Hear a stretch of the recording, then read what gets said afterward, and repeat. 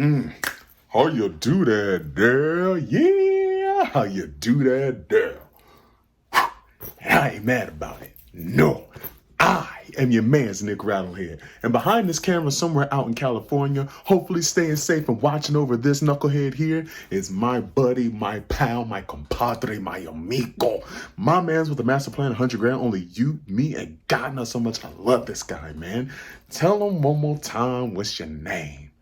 Matt the Graff, and we are Aftershock Reviews, here to give you the best extreme music reviews. And today, this album might not necessarily be an extreme music album, but it is extremely good. It is so good. And I want to talk about an album that is pivotal to my musical journey, to my maturity as a person, right? To my life in general. And that is 50 Cent's Get Rich or Die Tryin'. So let's talk about it. 20 years. This album is 20 years old. Think about that. That's going to make you feel old if you were born in any time era that starts with a 1. It's going to make you feel old. But at the end of the day, this album itself is pivotal to hip hop. Commercially, this album is pivotal to hip hop so far as us as a culture. And to me personally, this is pivotal to my journey into becoming a young man, as well as my journey in loving music. So I'm not going to really go into really much details. You can probably see so many other documentaries so far as this album, so far as like the many different producers that have contributed to tracks like 21 Questions and Gotta Make It to Heaven and things of that nature, right? But instead, what I'm going to do is give you my story, right? Similar to the Disturbed album review, give you my story, my little backstory behind this album. So, of course, this album comes out in February 6th, 2003, right? And in this time, your boy is in middle school, sheltered choir boy coming from Huntsville, Alabama, right? And I remember, I was on, check this out now, the church van. The church van, right? And we were in the middle of after school care. And if we were always good throughout the entirety of the week, on a Friday, they will always play the secular, as they call it, radio station, which means it's not gospel music. They're just going to play like, some normal dope music, right?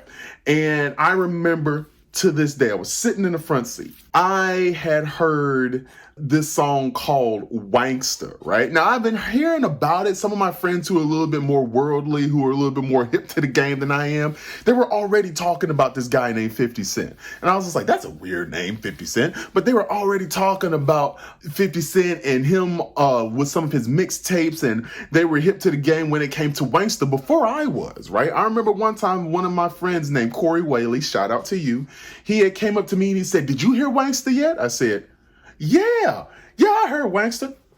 I didn't hear Wankster. I was so sheltered, it wasn't even funny. To give you proper context, I was still listening to Backstreet Boys, and I might have known who Anita Baker was at the time. But so far as knowing who 50 was, I didn't know. But you had to lie, so you looked cool to everybody else at the time.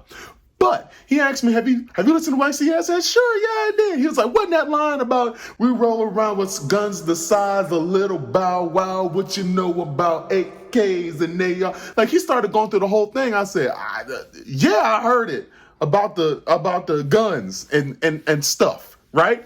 I didn't know, but it piqued my interest. So on that church van, Wankster comes through, and I said, what is this? And, Wankster's one of those tracks where it's quintessential early 90s listening, right? It sounds like a product of its time. But I think, especially in 2023, that adds to its charm because it's not a bad track. It's not a bad track at all. His flow on there is simple but effective. The tone of 50's voice, right? And this is one of the things I think makes him so commercially viable. And I think what makes everybody think, especially during that time, whatever he said to you, whatever threat he pointed in Ja Rule's direction, anybody's direction really, he meant that crap. Because after his the shooting, which should have been fatal but was not, he still had a bullet lodged in his mouth, and like there was a hole in his tongue. So at this point, he kind of like somewhat slurs, but it never sounds sloppy. The slur never sounds sloppy. But then there's a deep menacing tone to his voice where if he told you I roll around with guns the size of little, but you're like, okay, I believe you, dude, to such a degree. I remember there was a song, and you can look it up. It was off of the first posthumous Michael Jackson album. It's called Monster, and it features 50 Cent. And the backstory behind it is Michael really wanted 50 on that track because, one, he was a really big fan of In the Club. He loved Dr. Dre's production on it. He loved the sound of 50's voice. 50's voice to Michael was an instrument. And he loved how it created a unsettling atmosphere because he sounded like he was short a few screws. And Michael loved that. He wasn't looking at the flow. He was listening to how 50 sounded. And for me, as somebody who, I had heard rap songs before, but that was the first time I was just like, who is this? Who is this? But my 50 journey doesn't stop there because after the album comes out, right? Again, I'm not paying too much attention to it. I don't know anything past the Backstreet Boys' Black and Blue album came out and anything that we heard on WEUP. But we hear In the Club. And I, again, hear it on a church van. And at this point, I have to find out who this guy is. So I have a friend of mine burn a CD. He burns the CD and he says, here you go, Nick. Here's Get Rich or Die Tryin'. It scares the life out of me. Because if you are familiar with Many Men, right, and you hear the skit in the beginning of the track and you hear the gunshots, Lloyd Banks and 50 are screaming like, pull off, pull off. And then it goes into the heavy drums, into that wonderful hook. For Many Men, as somebody who's not familiar with that type of lifestyle, it scared the crap out of me. Or where they were talking about the track Heat, track 7 from the album, right? And you hear the fact that a gun cocking served as the skeleton, the backbone, the percussion for the track. Again, you're not used to it. So it's so off-putting. It's so jarring, right? And yet again, 50's tone. It sounds like there's an organ also kind of dancing with the percussion and performing some type of stabs. So it goes like pop, pop, bang, pop, pop, bang, pop, pop, bang. It's so good, right? But it's the hook. The hook in conjunction with all of that. If there's beef, cock it and dump it. The drama really means nothing to me. I ride by and blow your brains out. I'm like, excuse me? What? There's no time to cock it. No way you can stop it when niggas run up on you with them things out. And then he says the thing that made me just want to get that thing back to my friend, which is what I did. He says, catch you slipping, I'ma kill you. I ain't playing. Yeah, homie, I'm saying, boy, and I ain't playing. I'm like, this ain't for me. This scares the crap out of me. It took me a minute to kind of get back to that album, right? Because at the time, I'm a skinny, big head, big feet dude who gets bullied, right? And you have to defend yourself most of the time, but you're tired of people messing with you. You're tired of it. And I remember at one point, my homeboy played, I think it was High All the Time, right? And he played it through a CD player. I was asking him what he was listening to. He told me and he let me hear it. I said, this sounds really good. And I gave the album another chance. This album means the world to me because what it did was, as somebody who gets bullied, who was bullied at the time, it put hair on my chest. It made me be like, you're not going to continue to speak to me the way that you do, right? People don't talk to 50 like that. I bet you won't. Why do I let people talk to me like that, right? Why do I let people push me around? You see what I'm saying? That will not happen anymore, right? So it kind of made you stick your chest out as a man and be like, no, there will be no more bullying. On top of that, it introduces me to the world of hip hop, right? But we can continue to talk about that in a second. I want to start with the track listing a little bit. I'm not going to go through all 19 tracks or 16 tracks with the 3 bonus cuts, but I'm not going to go through all of that. But like some of the highlights from it, like What Up Gangsta. I'm sorry. The way that freaking track comes in after the intro with the quarter kind of like spinning on the ground and somebody picks it up and puts it into the jukebox. What Up Gangsta kind of intros you into the world of 50 Cent. Now, if you've already been familiar with the Guess Who's Back mixtape, right? Or 50 Cent is the future, right? You've already kind of know what you're getting into when you're talking about 50 Cent. There's going to be a lot of stick talk. There's going to be a lot of bravado. There's going to be a lot of stories about what he's went through so far as growing up on the streets, having to go against real gangsters like Preem and things of that nature. When you have to grow up like that and you pretty much have yourself to rely on, that is what you're pretty much being thrust into head first when it comes to What Up Gangsta. But instead, it's really cool, and he drops lines like, no, that's a semi-yardo, and if that's on my chest, I try not to say nothing to DA. I'm like, it's so good. It's so good. Again, though, 50's strong suit has always been, one, his great hook writing, two, that doggone vocals. It's the way he delivers the lines to you. What Up Gangsta is just a shot of adrenaline, and it's so wonderful. Now, is it just like all guns firing, so to speak, like Heat is? No, but it is a good way to intro you into this album. Shout outs to a lot of people who've been doing wonderful production work for this album. I think Eminem also co-produced that track and then did the mixing for it, which, let's shout out Eminem and Dr. Dre. I think all of the tracks outside of the bonus cuts, and I think it's Gotta Make It to Heaven and Like My Style, Dr. Dre and Eminem either produced, co-produced, or mixed that track.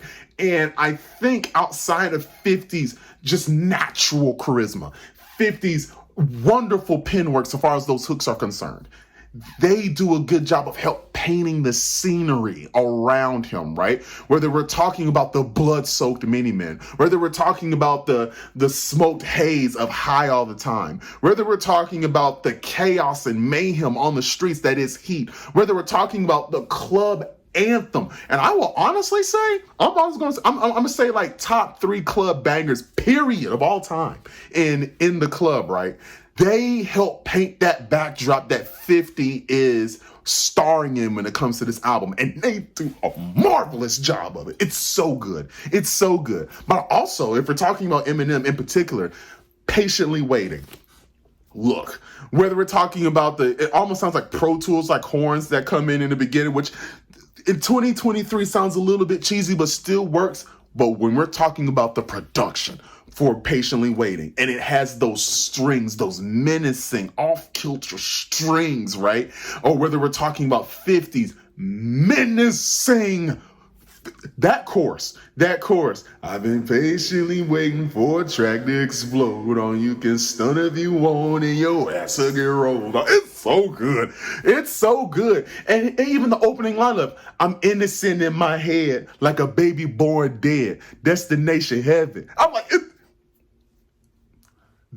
as a kid who spent most of his life trying to fend off people, this is what makes you feel strong, right? And I might not necessarily relate to what he's saying, but it's the attitude that he has, right? It's I'm very confident in myself and in my abilities, and all I need is one shot.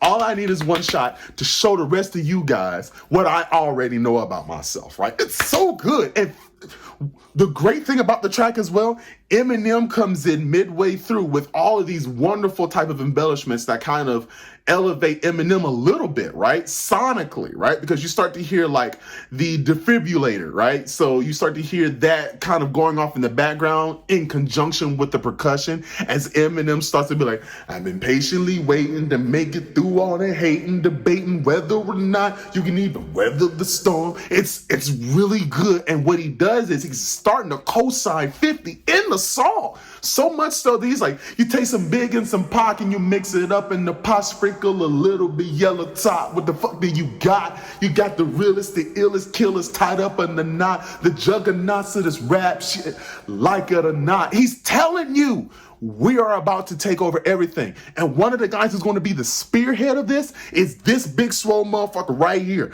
And what he is the future.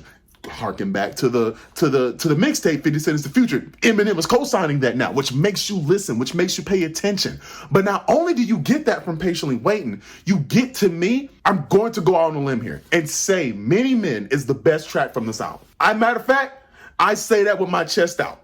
Like this right here. Like I'm gonna say it with my chest like Kevin Hart used to say back in the early 2000s. That's the best track from this album. Why? Yes, that skit does paint the scenery for you. It does intro you into the attitude of the track, the mindset of the track. But then it also has the best hook. I'm going to argue the best hook 50 Cent ever did. And I know In the Club exists. I know it exists. I know for, more crossover appeal. Candy Shop exists, right? Many Men is the best hook 50 Cent has ever made. I'm sorry, many men wish death upon me, blood in my eye, dog, and I can't see. I bet you, I give you $10. Somebody sung that with me. As I sung that, somebody sung that with me because it's so good, right? His pen work for his verses, I will again argue, is the best of his career because he's doing such a good job, a masterful job of painting those mental images in your head to the point where it's almost unfolding in front of you like some type of movie, like some type of chapter from Power or from the canon stories or whatever that he was doing with Stars, right? He's painting that imagery in front of you so vividly. It's so good, right? And then let's talk about it. That one line. Homo shot me 3 weeks later, he got shot down. Now it's clear that I'm here for a real reason. Cause he got hit like I got hit, but he ain't fucking breathing. Sorry for my language, but god dang it, is that good. I'm saying, look.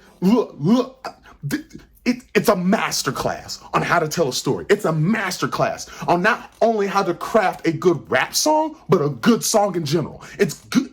And that's another strong suit. And let me also make sure to give this man his flowers. When you're talking about 50 Cent, he's good at writing hooks. He's good at making good earworms. He's good at crafting, I don't want to say intricate, but effective verses for his songs. It's songwriting. That's what he's doing. He's a songwriter, and it works. When you tack on his charisma, his natural charisma, when you tack on the vocal delivery of everything that he's doing, it just makes a primo A1 track. Many Men is the move. In the Club, can we talk about, this is what makes this album have the crossover appeal that it does. I know PIMP is a great track as well. Again, Matt, sorry for my angry chair. It's happy to see you. But I know PIMP is also a great crossover track, especially the remix with Snoop Dogg and the others. But I think In the Club, for a mass appeal yet again, people are going to think I'm nuts when I say this. If you're talking about from a commercial standpoint, is the best hip hop track of the 2000s. The best hip hop track of the 2000s. You can watch Good Morning America and people are going to be like, go shawty, it's your birthday. Like 50-year-old white women just going to be like, go shawty, it's your birthday. Because it's catchy. It works. He took something as simple as the birthday song and made it the intro to this track and then started talking about, I'm in there having sex, I ain't into making love, so come give me a hug if you're into getting rubbed. Ain't nobody tripped. Nobody tripped. It's on The View. It's on Good Morning America. Regis and Philman or whoever that young lady was that he was with on that show in the morning, they was singing the freaking song. It was on BT, MTV, VH1, everywhere. Because if you're talking about instrumentation, it's it's top 5 Dr. Dre productions. Top 5 Dr. Dre productions. But it's so simple and it works. But it's that off-kilter percussion. I don't know what time signature that song is in, but it's wonderful. And then the simple boom, boom, boom, boom, boom. But it's simple, right? It shouldn't work. And then as the track progresses, you get a little bit of a strumming of a guitar. You probably get some strings in there as well for like a couple of measures, a couple of bars, and that's it. And then they lead to it. And it goes right back into that skeletal. Boom, boom. It's masterfully done. It's masterfully done. And there are a plethora of other tracks where we're talking about Heat that scares you.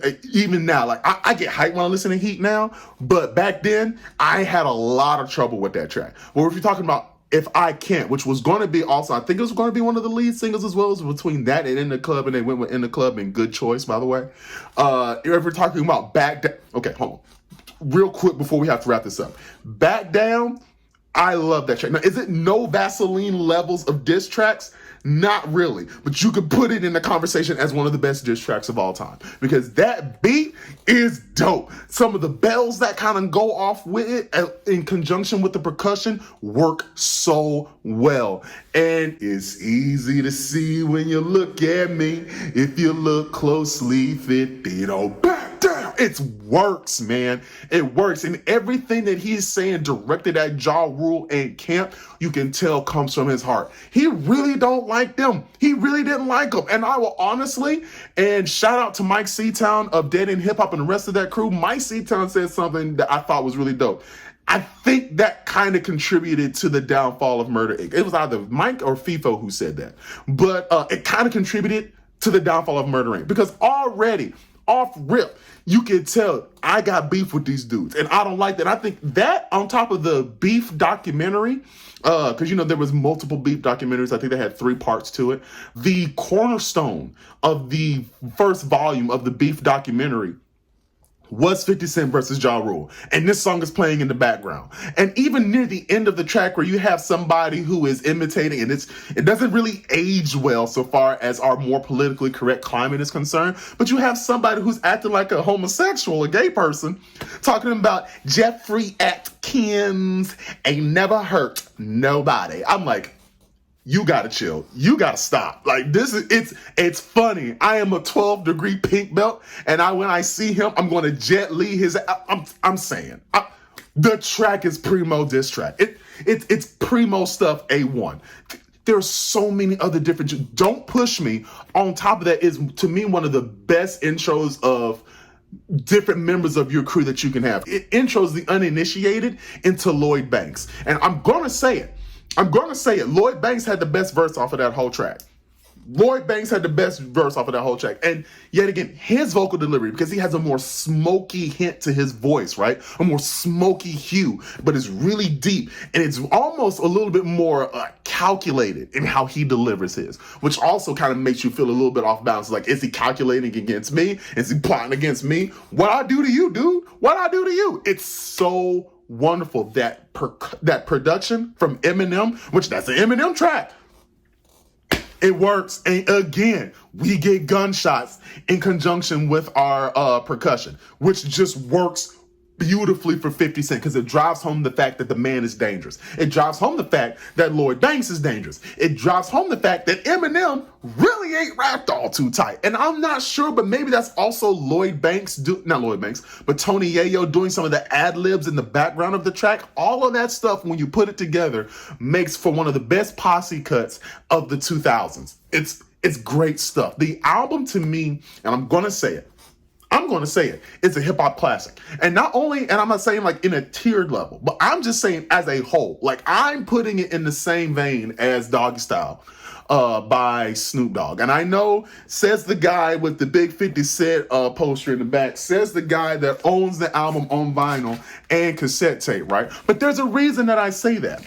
Yes, I am biased. This is my real first hip-hop album that I went out and bought with my own money. And then my dad saw that I was listening to it and made me throw it away. And then I went again and bought it behind his back and then stored it in my nightstand to make sure that I could have it. But still, right? Like, it's my first hip-hop album. It's my intro into this world. But I think also when you look at how it affected not just the African-American community, but the world. Not just the U.S. either. The world. How it affected how we look at hip hop and how it resurged gangster rap around that time, right? Because at that time, we were really more like bling bling era, party music, that type of thing, which is why I think In the Club hit the way that it did.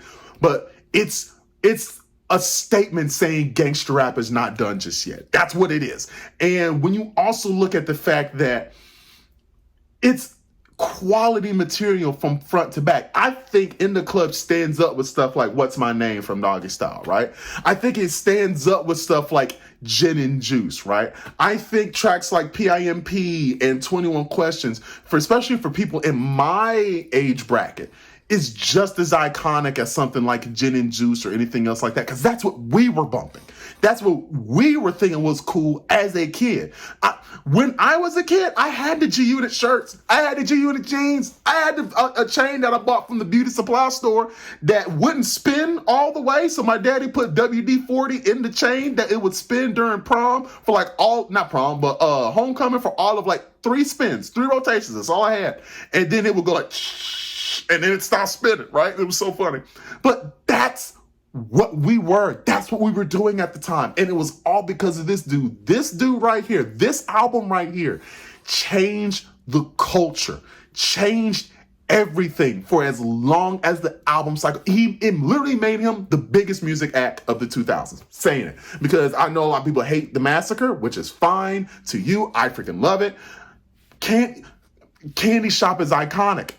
If we're talking about diss tracks, you were really talking about Piggy Bank and who he was talking about, like whether it was talking about Jadakiss or Fat Joe, but it was all because of how good this thing was.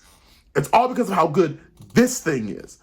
But we're not done talking about this yet. There's going to be a part 2, in which I'm going to bring in my homeboy. He calls himself Big Belly Poppy, George Dennis. We're going to be going to the Final Lap Tour, 50 Cent, where he's going to be performing this album in its entirety. And we're going to talk about what it means to him as a young man growing up in the U.S. Virgin Islands, of what it meant for him at that time, right?